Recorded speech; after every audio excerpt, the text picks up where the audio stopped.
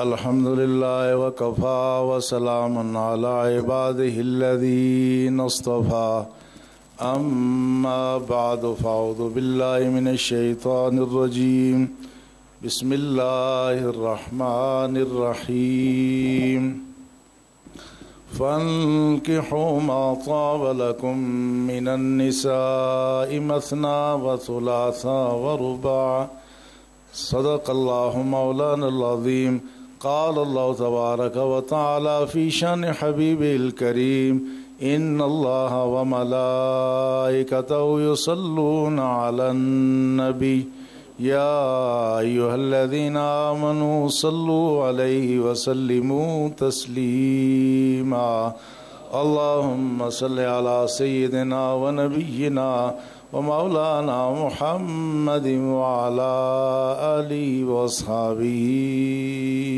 أجمعين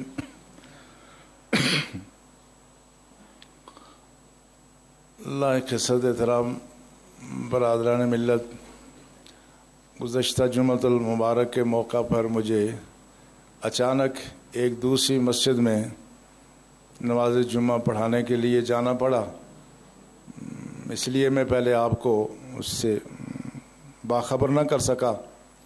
بہرحال گزشتہ سے پیوستہ جمعۃ المبارک میں ہم جس موضوع پر گفتگو کر رہے تھے آج بھی ہم بات وہیں سے شروع کریں گے۔ اس ساری گفتگو کا خلاصہ یہ تھا کہ اللہ اور اللہ کے رسول نے جو ہمیں اسلام کی صورت میں دین عطا فرمایا، اس کا ہر پہلو بہت ہی خوبصورت ہے، اور دنیا کی کوئی قوم، کوئی تہذیب، کوئی سماج، خواہ وہ کتنا بھی ترقی کر جائے، اس کی اپنی تحقیق، اس کی ترقی اور اس کی ذہنی کاوش وہ کبھی بھی اللہ اور اللہ کے رسول کے دیے ہوئے دین کا مقابلہ نہیں کر سکے گی۔ اس کا ایک نمایاں پہلو ہمارا نظام عفت اور نظام حیا بھی ہے۔ اس کا یہ پہلو جو ہماری خاندانی زندگی سے تعلق رکھتا ہے، نکاح، شادی، بیاہ، طلاق کے معاملات ہیں، یہ وہ پہلو ہے جس میں آج بھی مسلمانوں کی ہزاروں کمزوریوں کے باوجود بھی اسلام کا یہ معاشرتی اور یہ خاندانی نظام ساری دنیا میں ایک روشن ستارے کی طرح چمک رہا ہے، اور اہل مغرب آج بھی اپنی تمام تک ترقی کے باوجود اسلام کے خاندانی نظام کے لیے ترستے ہیں۔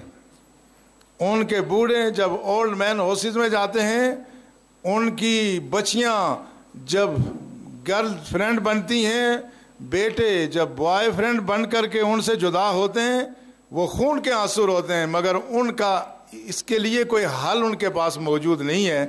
اللہ جل شانہ نے جو ہمیں نظام دیا ہے یہ ہر اعتبار سے بہت کامل، اکمل اور متوازن ہے۔ ہم یہاں تک پہنچے تھے کہ جہاں تک پسند کی شادی کی بات ہے، اہل مغرب اسلام پر یہ تان کرتے ہیں کہ مسلمانوں کے ہاں پسند کی شادیاں نہیں ہوتی بلکہ جبر کی شادیاں ہوتی ہیں، اور ان کا یہ کہنا ہے کہ مسلمان والدین اپنے بچوں کو اپنے مرضی کے مطابق اپنے مستقبل کا جیون ساتھی منتخب کرنے کی اجازت نہیں دیتے۔ انہیں اس بات پر فخر بلکہ غلط فہمی ہے، کوتا اندیشی ہے، وہ سمجھتے ہمارا نظام بہت اچھا ہے چونکہ ہمارے جوڑے اپنے مرضی سے انتخاب کرتے ہیں اور اپنی مرضی سے زندگی گزارتے ہیں۔ تو میں نے مختصر سی بات کی تھی کہ اگر ان کا یہ کہنا درست ہوتا، یہ ان کی جو پسند کی شادیاں ہیں یہ اگر معاشرتی زندگی میں کوئی کامیابیاں اور کامرانیاں لاتی، خاندانی نظام بہتر ہوتا، تو ان کے ہاں طلاق کا تناسب 80% سے آگے نہ جاتا، اور اگر بالفرض ہمارے والدین کی مرضی کا شادیوں میں شامل ہونا یہ ناکام ہوتا، تو ہمارے ہاں جو پرانے زمانے میں تو طلاق کا تناسب 2-3% تھا، آج بھی مسلمان ممالک کسی ملک میں 15 سے 20% سے زیادہ یہ تناسب نہیں ہو سکا۔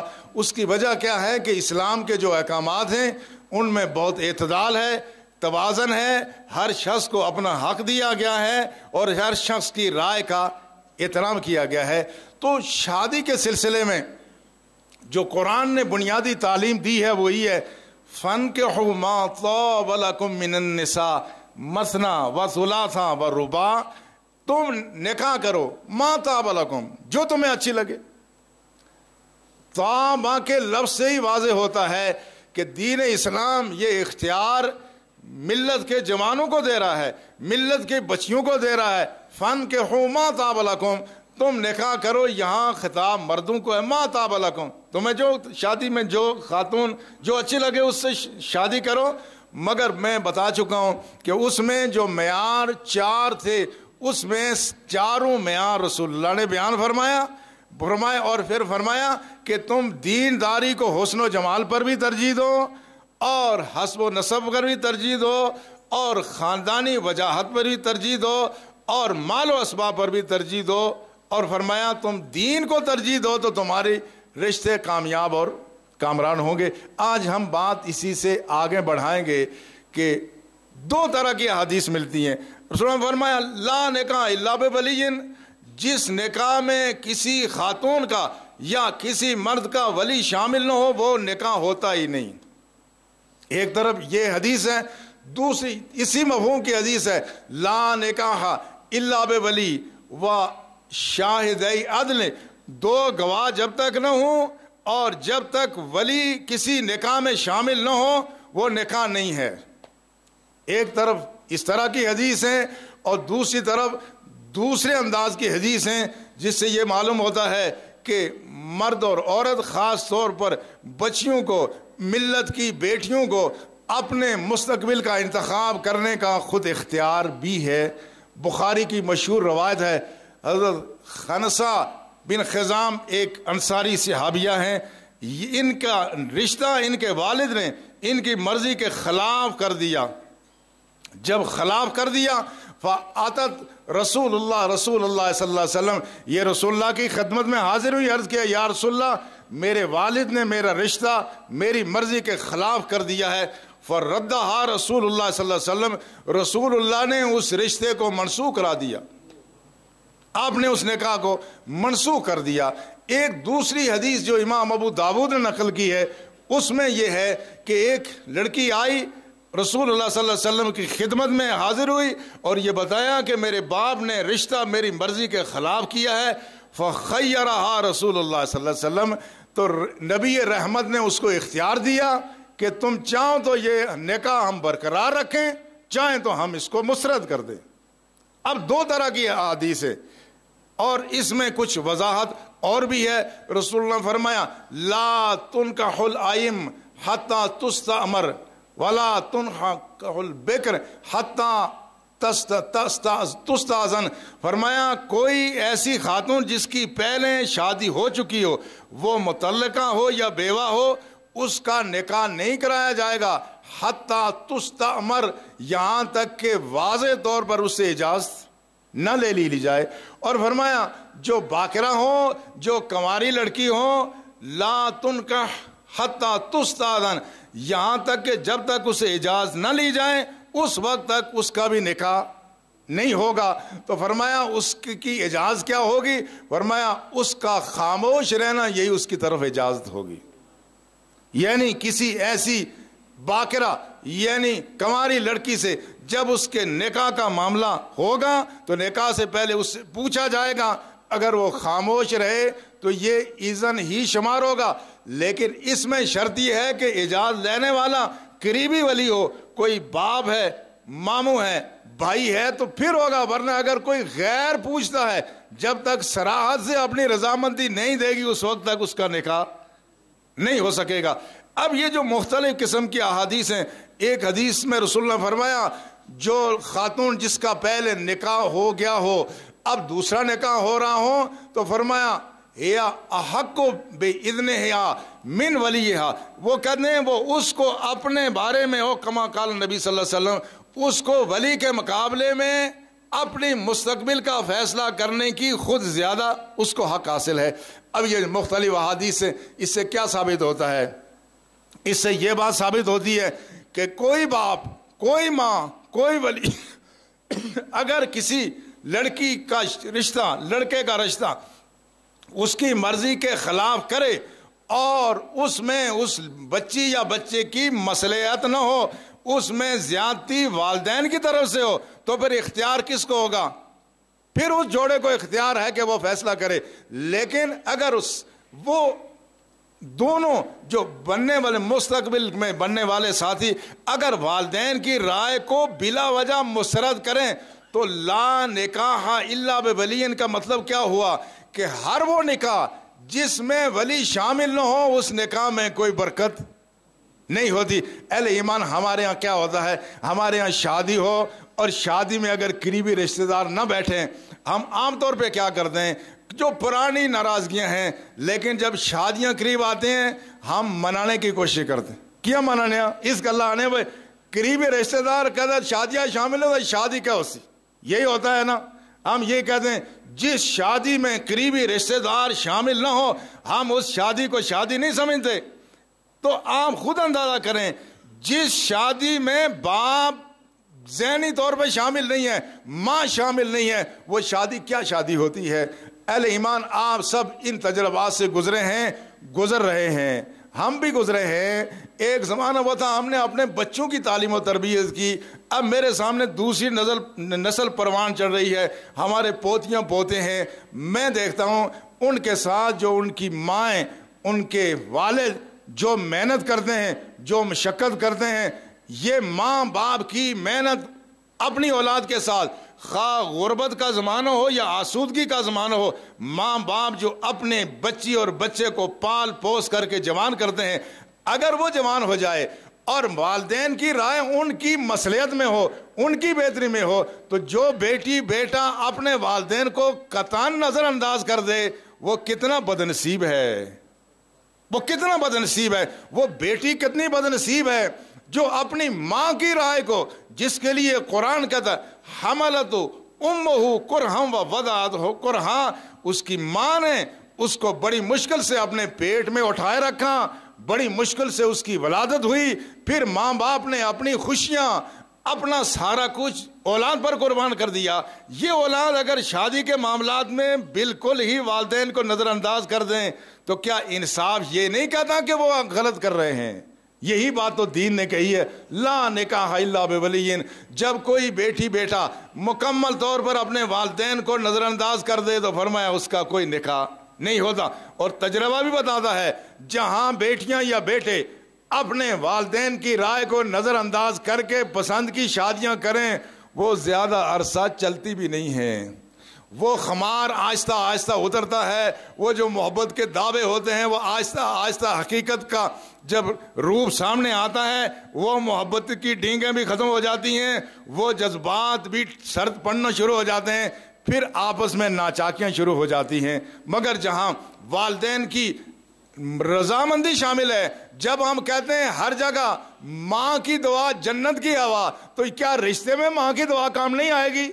کیا باپ کی دعا کام نہیں آئے گی؟ اگر وہ اولاد ماں باپ کو مکمل نظر انداز کرے تو پھر وہ اس کی برکتیں ختم ہو جاتی ہیں۔ اس لیے دین اسلام میں اعتدال اور توازن ہے کہ اگر ماں باپ کی طرف سے خدا نہ خواستہ زیادتی ہو تو پھر بچیوں کو اور بچوں کو اختیار ہے، لیکن اگر وہ اولاد کے لیے بہتر مستقبل کا فیصلہ کریں تو ان کی رائے کو وہ نظر انداز نہ کریں۔ یہ وہ اعتدال اور توازن ہے جو آپ کو مغرب کے معاشرے میں ہرگز نہیں ملتا۔ اسی اعتدال اور توازن کی وجہ سے ہمارے رشتوں میں بہاریں ہیں، ہمارے رشتے دوام اختیار کرتے ہیں۔ تو پہلی بات یہ ہوئی کہ رشتے کی پسند میں دین اسلام نے اعتدال اختیار کیا ہے۔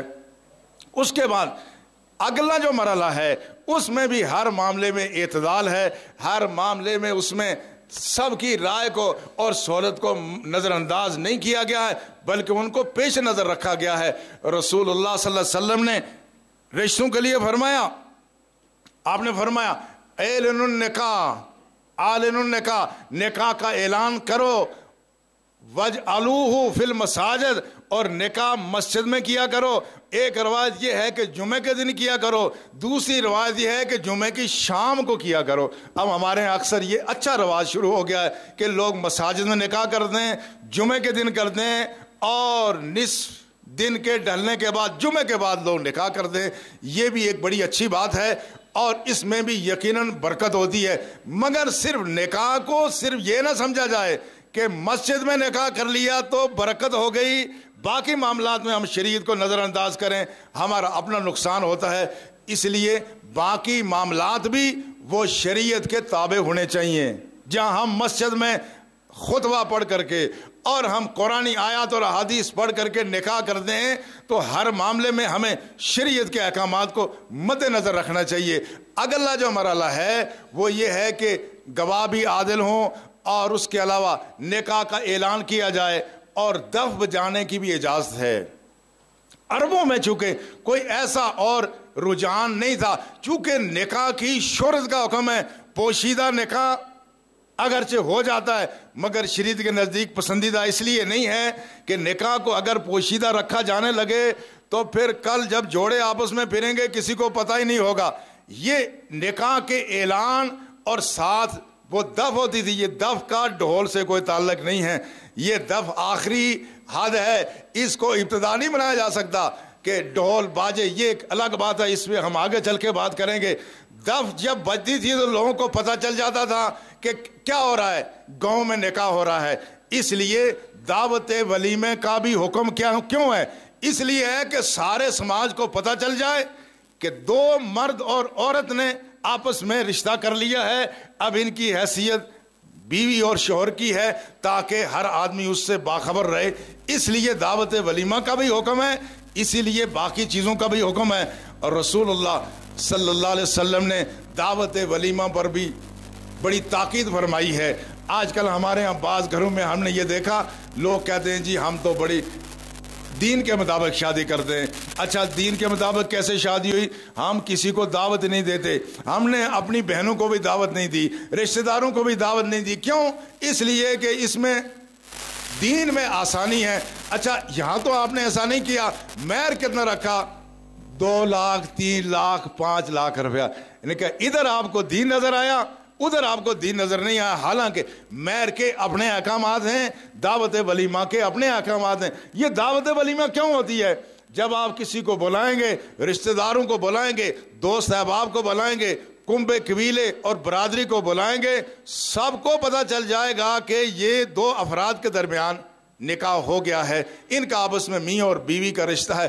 اس لیے رسول اللہ صلی اللہ علیہ وسلم کی خدمت میں حضرت عبد الرحمن بن عوف حاضر ہوئے تو ان کے جسم پر کچھ ایسے نشانات تھے، یعنی پیلے پن کے نشانات تھے۔ وہ پیلے پن کے نشانات چونکہ وہ زمانہ اور تھا جس میں خواتین مہندی استعمال کرتے تھے، زعفران استعمال کرتے تھی، تو بعض دفعہ مس کرنے سے وہ مردوں کے کپڑوں پر بھی وہ چیزیں لگ جاتی تھی۔ اس کا مطلب ہرگز نہیں ہے مرد کے لیے پیلا کپڑا پہننا یا زعفرانی کپڑا پہننا یہ رنگ مرد کے لیے ممنوع ہے، رسول اللہ نے اس کو ناپسند کیا۔ ان کے جسم پر کوئی زعفرانی رنگ کے اثرات تھے۔ سنو فرمایا عبد الرحمن تمہارے جسم پر یہ کس چیز کے نشانات ہیں؟ عرض کیا یا رسول اللہ میں نے شادی کر لی ہے۔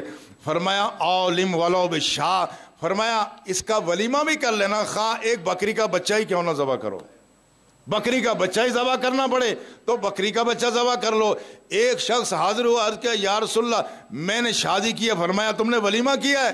عرض کیا یا رسول اللہ نہیں ولیمہ تو نہیں کیا، گنجائش ہی نہیں ہے۔ فرمایا جاؤ عائشہ کے پاس جاؤ، ہمارے گھر میں کچھ آٹا پڑا ہوا ہے، ستو پڑے ہوئے ہیں، وہ لے جاؤ۔ حالانکہ اس دن کاشانہ نبوت میں اس کے علاوہ تھا ہی کچھ نہیں۔ فرمایا یہ لے جاؤ اور اپنی خوشیوں میں اپنے ساتھیوں کو احباب کو شریک کر لو۔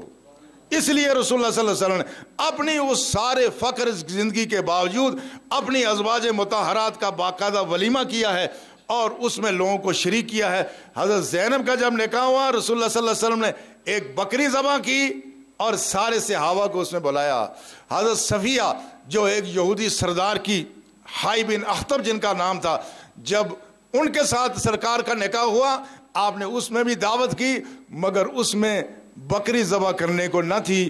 رسول اللہ صلی اللہ علیہ وسلم نے حریصہ جس کو عرب کہتے ہیں اس میں کچھ گھی، چوہارے اور اس کے علاوہ کھجوریں، یہ چیزیں ملا کر کے ایک طرح کا حلوہ بنایا رسول اللہ نے۔ اللہ کے رسول نے وہ حلوہ لوگوں میں تقسیم کیا۔ اس لیے مسنون کیا ہے کہ اس موقع پر خوشی کی جائے، مگر خوشی اپنی حیثیت کے مطابق کچھ نہ کچھ خوشی ضرور کی جائے۔ اس لیے رسول اللہ صلی اللہ علیہ وسلم نے تاکید فرمائی، اور اس میں یہ بھی فرمایا کہ جو شخص کو دعوت دی جائے، دیکھیں جی اس دین نے کوئی چیز پیچھے نہیں چھوڑی ہے، ایسی جزیات اور تفصیلات بیان فرما دی ہیں جو آج کے معاشروں میں ہمیں جس کی ضرورت پڑتی ہے، قدم قدم پر رسول اللہ صلی اللہ علیہ وسلم نے اس کے لیے ہماری رہنمائی فرمایا من دعی فلم یستجب فقد عصی اللہ رسولہ، جس کو دعوت دی جائے، دعوت ولیمہ بھی شامل ہے، وہ دعوت ولیمہ میں انکار نہ کرے۔ آج ہمارے ہاں دعوتیں ہوتی ہیں نا، زیادہ تر ساڑیاں شادیاں ہونیاں اتوار نے روز تک کارڈ بہت سارے کٹھے آ جانے، اس وقت کیا کرے آدمی؟ دیکھو نا یہ آج کا مسئلہ ہے، کارڈ آگے بہت سارے دن ہے ایک، اب کیا کرے؟ رسول اللہ صلی اللہ علیہ وسلم نے فرمایا سب کی سے پہلے جس کا فرمایا من اقربہم بابن، اگر کارڈ اگٹھے مل گئے آپ کو تو جس کا دروازہ آپ کے قریب ہے، جو زیادہ قریبی پڑوسی ہے، اس کو ترجیح دو۔ ہاں البتہ کیا ہوا، جس کا کارڈ پہلے ملا اس سے وعدہ کر لیا تو پھر دوسرے سے معذرت بھی نہ کرو، بلکہ ہو سکے تو وہاں جاؤ، اور جانے کے بعد ضروری نہیں کہ وہاں کچھ کھا کے آؤ، ہاں اپنی محبت کا اظہار کر لو کہ ہم نے کھانا کھا لیا، فلاں شادی میں بھی دعوت تھی، تمہاری شادی میں بھی آ گئے۔ مگر ہمارے یہاں لوگ بعض دفعہ بے احتیاطی کر جاتے ہیں، جس شادی میں جاتے ہیں کہتے ہیں اچھا وہاں اور کچھ کھائے تو روسٹ کھا لیں گے، حالانکہ ہمارے جو ہاضمے ہیں اور جو ہمارے ہوٹلوں کے کھانے ہیں، وہ ایک شادی کا کھانا کھانے کے بعد دوسرے وقت میں آدمی کو بھوکا ہی رہنا چاہیے۔ جو آدمی اس طرح کسی کو راضی کرے گا، وہ ادھر تو شاید راضی کر لے مگر اپنا پٹھا گول کر لے گا۔ یہ بھی نہ کرو، آگے ایک کی شادی کھا لی، دوسرے کے روسٹ ہو یا سویٹ ہو یا جو بھی ہو، معذرت کر لیں کہ ہم نے ایک شادی میں کھانا کھا لیا ہے، بس آپ سے معذرت ہے، ہم آپ کی شادی میں شریک ہو گئے ہیں، آپ کی خوشی میں شریک ہو گئے ہیں۔ دین اسلام کا مدعا کیا ہے؟ مسلمانوں کے درمیان آپس کی میں محبت ہو، آپس میں پیار ہو۔ اس لیے رسول اللہ صلی اللہ علیہ وسلم نے فرمایا کہ دعوت کو قبول کر لینا چاہیے۔ مگر آج کل ایک مسئلہ اور بھی ہے، جو شہروں میں شادیاں ہوتی ہیں بغیر دعوت کے لوگ چلے جاتے، بانی ٹھانی بالکل صحیح، آخنیاں بالکل جنجا کرنے آئے ہیں اور چلے جاتے ہیں۔ مجھ سے کئی یہاں ہوٹل والوں نے پوچھا کہ آپ کبھی یہ بھی بتائیں کہ یہ بن بلائیں جو دعوت میں لوگ آتے ہیں، اس کا کیا حکم ہے؟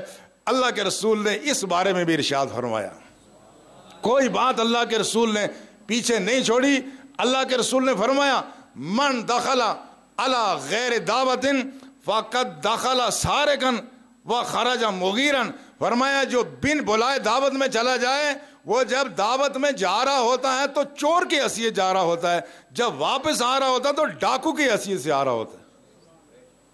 کتنی بنیادی بات ہے کہ آدمی بغیر بلائے شادیوں میں، اور اکثر شادیوں میں بعض دفعہ شہر کی شادیوں میں اب لوگوں نے کیا کیا کہ شہر سے تھوڑا سا دور ہٹ کے شادیاں شروع کر دی، وہ آنے جڑا دور کے سی کم از کم ہانڈ کری تک اچھا نہ پتہ لگی یہ چیز کہ بن بلائی شادی جانے آتا کوئی خرچہ بھی ہونا، یہ رجحان بھی، مگر اس کی ضرورت نہیں پیش آنی چاہیے۔ یہ بہت ہی خسیسی حرکت ہے اہل ایمان کے آدمی بغیر بلائے کہیں چلا جائے۔ مگر یہ چیزیں یہ ڈگریوں سے نہیں آتی، یہ چیزیں پیسے سے نہیں آتی، یہ تربیت سے آتی ہے۔ میں اپنے بزرگوں کے پاس میں نے جو زندگی کا عرصہ گزارا، ان کے قریبی عالم دین یہاں مفتی محمد سعید صاحب جن کا 33 روڈ سے تعلق ہے، ان کے صاحبزادے مجھے یہاں نظر آ رہے ہیں۔ ہمارے والد گرامی کبھی دعوت کے بغیر کسی کے یہاں نہیں جاتے تھے، کبھی دعوت کے ہاں بغیر کسی، اور اگر کسی کے ہاں جائیں گے اور بعد دفعہ انہاں ٹائم دیکھی کہ نہ کہ کلیاں ٹائم دا بیالیاں ٹائم دا گچھا آدمی ٹائم نے باقی سارے کھا لے دا بندے کو کھوا لیں، نہیں، یہ بات بھی انسانی وقار کے خلاف ہے کہ آدمی بن بلائے چلے جائے اور ایسے موقع پہ چلے جائے۔ یہ شادی سے ہٹ کر بھی بات ہے، جو کھانے کا ٹائم ہے، اگر آپ نے جانا ہے کھانے کے وقت جاتے ہیں تو یا تو کھا کے جائیں یا معذرت کر کے واپس آ جائیں۔ اور میرے بزرگ فرماتے تھے، شاید اقبال کے کسی شعر کا مصرع ہے، فرماتے تھے تو گوہر ہستی خود را ارزاں مفروش، بندہ خدا تو گوہر گرام آیا ہے، اتنا اپنے آپ کو سستا نہ بیچو، روٹی کے عوض اپنی عزت کو نہ بیچو، چائے کی پیالی کے خاطر اپنی عزت کو نہ بیچو۔ آدمی کا اپنی عزت ہے، اپنا وقار ہے۔ عام زندگی میں بھی جب تک کوئی دل سے نہ بلائے، کبھی کسی کی دعوت قبول نہ کریں، اور بن بلائے کہیں چلے جانا یہ تو بہت ہی مایوب بات ہے۔ شادیوں میں اس بات کا بھی خیال رکھنا چاہیے، اس لیے اس بات کا خیال رکھنا چاہیے کہ آدمی جائے تو دعوت میں جائے، بن بلائے نہ جائے تو پھر وہاں پر اظہار محبت کر کے واپس آ جائے۔ بلکہ رسول اللہ نے فرمایا اس حد تک بھی ہے، کسی شخص کو دعوت دی گئی، شادی کی دعوت ہی ہے، وہ روزے سے ہے، تو اس کو چاہیے کہ اگر وہ قضا کا روزہ نہیں ہے تو وہ روزہ توڑ کر کے اس میں شامل ہو جائے، اس لیے کہ اس میں اظہار محبت ہوتا ہے۔ ہاں البتہ جس نے روزہ نہیں توڑنا ہے تو جا کے وہاں اشتہار بھی نہ لگائے کہ میں دائی روزہ رکھے نا، ہر کسا کنے بانے جلے جی میں آیا سے شادیہ اس کنے بایا، دوے کنے بایا، تریے کنے بایا، وہ میں آیا سے شادیہ بڑی محبت دل سی، لیکن کیا کروں میں روزہ رکھا نہیں، ایسا کرے گا اس کی روزے کی برکت ختم ہو جائے گی۔ اس لیے اس میں جو رسول اللہ صلی اللہ علیہ وسلم فرمایا، اب دعوت ولیمہ میں بھی اس بات کا خیال رکھا جائے کہ دعوت ولیمہ اپنی حیثیت کے مطابق، اس لیے رسول اللہ صلی اللہ علیہ وسلم نے فرمایا ان آدم الناس برکہ ایسرہم مونا، فرمایا سب سے اچھی شادی وہ ہوتی ہے جس میں آدمی کسی تکلف میں نہ پڑے۔ ایسی شادیاں جس میں آدمی اپنی ناک اونچی کرنے کے لیے آدمی نے بہت سارے لوگوں کو دعوت دی اور بہت سارے لوگوں کو بلا لیا، قرض اٹھا لیا، پر ناک ایک دن تو اونچی ہوتی ہے، گردن ہمیشہ کے لیے نیچے ہو جاتی ہے۔ اس لیے آدمی اپنی حیثیت کے مطابق کرے، ضروری نہیں کہ پرتکلف کھانا ہو، جو ہو سکے۔ ہم اس پورے سماج میں ایک فیملی کے افراد کی طرح سے رہتے ہیں، کون کس کے حال سے بے خبر ہے؟ جو لوگ جن کے مالی حالات کمزور ہیں ان سے بھی کوئی بے خبر نہیں ہے، جن کے مالی حالات اچھے ہیں ان سے بھی بے خبر نہیں ہے۔ جس شخص کے مالی حالات اچھے نہیں ہیں اگر اس نے چائے بسکٹ بھی پیش کر دیے تو میرا خیال ہے کوئی گیا گزرا آدمی ہوگا جو اس پر ناراض ہو۔ قرضہ اٹھا کے ایسا نہ کریں۔ رسول اللہ نے فرمایا سب سے اچھی شادی وہ ہے جس میں زوجین اور ان کا خاندان زیر بار نہ ہو، اور اس لیے مہر میں بھی اس بات کا حکم دیا گیا ہے۔ آپ نے فرمایا ان آدم النساء برکہ ایسرہ مہرن و ایسرہ صداقن، آپ نے فرمایا سب سے اچھی شادی وہ ہے جس میں مہر مناسب رکھا جائے۔ مہر کے سلسلے میں بھی بڑی احتیاط کی ضرورت ہے، اور مہر دین اسلام نے اس کا کوئی تعین نہیں فرمایا۔ رسول اللہ صلی اللہ علیہ وسلم کی ازواج مطہرات کا مہر وہ تقریباً 12 اوقیہ چاندی مقرر ہوا، جو تقریباً 500 درہم کے قریب بنتا ہے۔ اس لیے حضرت عمر نے اپنے دور میں مہر کی رقم متعین کرنے کا حکم دیا۔ حضرت عمر منبر پہ تشریف فرما ہوئے اور کہا کہ اگر مہر کوئی عظمت کی بات ہوتی تو رسول اللہ صلی اللہ علیہ وسلم کی ازواج، رسول اللہ کی صاحبزادیاں جو روئے زمین پہ سب سے زیادہ افضل ہیں، ان کا مہر زیادہ ہوتا، مگر کسی بھی زوجہ محترمہ کا مہر جن کا خود ادا کیا ہو وہ 500 اوقیہ جو آج کل چند 100 روپے بنتے ہیں اس سے زیادہ نہ تھا۔ آپ نے فرمایا لوگوں مہر زیادہ نہ کرو، آپ نے مہر محدود کرنے کا حکم دیا۔ فرمایا جو 400 درہم سے زیادہ مہر مقرر کرے گا باقی مہر ہم بیت المال میں داخل کر دیں گے۔ اس زمانے میں عورتیں بھی مسجدوں میں حاضر ہوتی تھی، وہ زمانہ اچھا تھا۔ جب آپ نے خطبہ ختم کیا ایک خاتون نے بعد میں کہا اے عمر تم نے یہ کیسے کر لیا ہے؟ وَقَدْ آتَيْتُمْ إِحْدَاهُنَّ قِنْطَارًا، تم نے قرآن میں پڑھا نہیں کہ تم نے کسی عورت کو اگر ڈھیروں خزانہ دے دیا تو اس سے وہ واپس طلاق کے وقت نہ لو؟ حضرت عمر نے کہا کل الناس افقہ من عمر، یہ سارے لوگ عمر سے زیادہ دین کو سمجھتے ہیں۔ پھر فرمایا آپ نے امرأۃ اصابت ورجل اخطا، فرمایا عورت کو بات سمجھ آ گئی، اس مرد کو بات سمجھ نہیں آئی۔ یہ حضرت عمر کی عظمت تھی کہ کہا سارے لوگ گویا عمر سے زیادہ دین سمجھ رہے ہیں۔ آپ نے پھر کہا نہیں، ہاں میں کوئی مہر مقرر نہیں کرتا، لیکن یہ بات اہل ایمان یاد رکھیں کہ مہر یہ قرض ہے، اور یہ ایسا قرض ہے جو مرنے کے بعد بھی ترکے سے وصول ہوتا ہے، لہٰذا مہر وہی مقرر کیا جائے جو مہر کسی بھی شوہر ہونے والے شوہر اس کی حیثیت کے مطابق ہو۔ ہمارے یہاں بعض دفعہ یہ بھی کہتے ہیں میرج میں جب کسی نے کہا اچھا اتنے لاکھ روپے، کہتے ہیں ٹھیک ہے جی، اندر سے نیت کیا ہوتی ہے مہر دیسی ہے کون، چلو جو چاہ مقرر کر رہے وہاں سے دینا ہے نہیں۔ یہ ایسا کرنا یہ شرعاً حرام اور ناجائز ہے۔ یہ ویسے ہی ہے جس طرح آپ کسی سے کوئی معاملہ طے کرتے وقت کوئی رقم مان لیں، دل میں ارادہ یہ ہو کہ میں نے دینی ہی نہیں ہے، اس لیے رسول اللہ صلی اللہ علیہ وسلم نے فرمایا جو شخص مہر مقرر کرتے وقت یہ نیت کرے گا کہ یہ مہر میں نہیں دوں گا، فرمایا وہ دنیا سے جائے گا تو ایسا ہوگا گویا کہ وہ زناکار رہا ہے، چونکہ اس نے عورت سے دھوکہ کیا ہے۔